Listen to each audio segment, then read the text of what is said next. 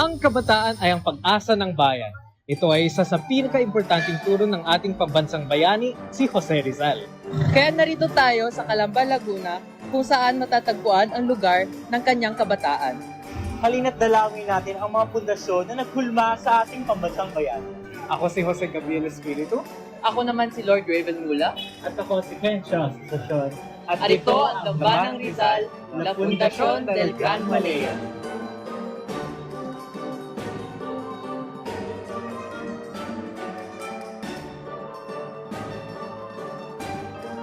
Simulan natin ang paglalakbay na ito sa pasukan ng bahay. Makikita natin dito ang isang karwahe na ginagamit ng pamilya Rizal pang sasakyan noon. Ngayon libutin natin ang unang palapag ng bahay ni Rizal. Dito matatagpuan natin ang iba't ibang impormasyon tungkol sa kasaysayan ng Calamba at ni Rizal. Makikita rito ang larawan ng kanyang ama at ina. Sa kanang bahagi dito ay makikita natin ang estatwa ng Batang Rizal at ang kanyang ina na si Teodora na tinuturuan siya. Nandito rin makikita ang mga impormasyon tungkol sa pamilya ni Rizal. Ngayon ay aakyat na tayo sa pangalawang palapag ng bahay ni Rizal. Dito matatagpuan ang kanilang hapagkainan. May dalawang kainan ang pamilyang Rizal, ang pang-araw-araw at isang formal na kainan tuwing may bisita. Sa kanang bahagi nito ay ang kwarto ng mga babaeng kapatid ni Rizal. Sa kaliwa naman ay ang kwarto nila Rizal at Pasiano. Sa loob naman nito ay ang kwarto ng mga magulang ni Rizal. Dito rin siya pinanganak noong June 19, 1861. Ang kanilang kusina at lutuan ay matatagpuan dito kasama ng kanilang pangalawang hapagkainan. Sa dulo nito ay ang daanan patungo sa kanilang bakuran. Andito naman tayo sa paboritong tambayan ni Rizal, ang bakuran ng kanilang bahay, kung saan matatagpuan natin ang statwa ni Rizal at ang kanyang paboritong aso na si Usman. Narito tayo ngayon sa silid ng kanilang bakuran at kasama natin si Kuya para interview. Ako si Miles, remote desktop engineer ng isang BPO company. Dapat ba pag-aralan sa school ang buhay ni Rizal? Bakit? Anong tulong ng halaman ni Rizal tungkol sa buhay niya? Oo, dapat yung pag-aralan. Lalo na sa mga batang henerasyon ngayon na kung konti lang ang kaalaman kay Rizal, lalo na sa ating history background. No? Hindi masyado siya tinatapit sa mga elementary and high school na subject. And lalo na sa college. Tapos kung anong naitulong sa buhay ko ngayon, madali lang. Yung pagiging matyaga. Kasi si Rizal, napakatyaga niya. Matyaga sa basta matyaga sa mga bagay-bagay na niya hindi alam. Saka sa pagiging matyaga, lahat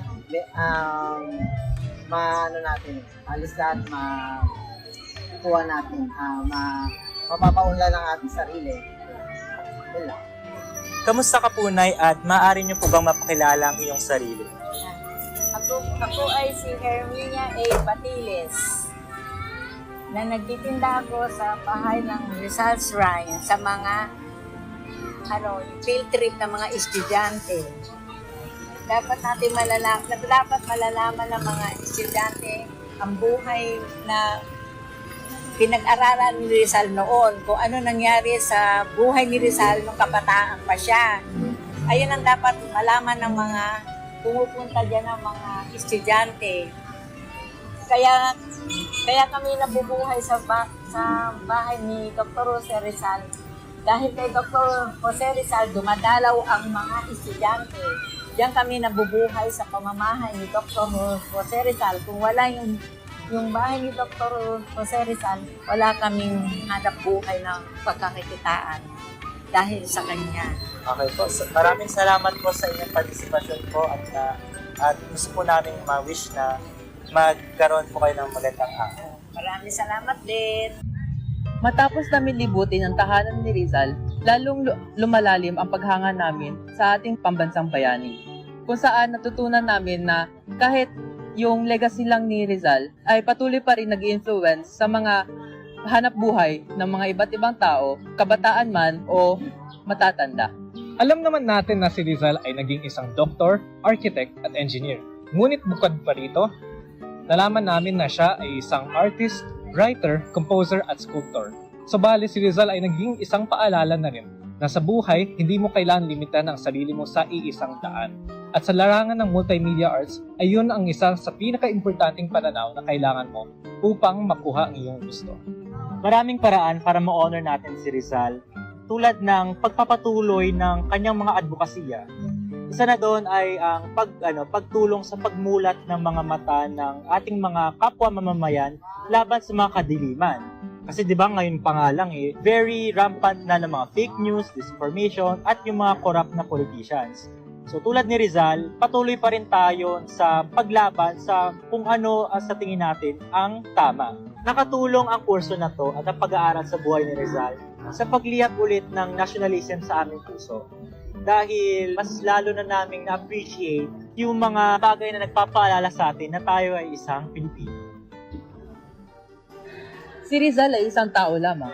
Hindi siya isang propeta, hindi isang Panginoon, kundi tao na may buhay, kabataan at isang maalagang pamilya. Tulad ni Rizal, kung saan tayo lumaki at ang ating pamumuhay ay naghuhulma sa atin patungo sa ating kinabukasan.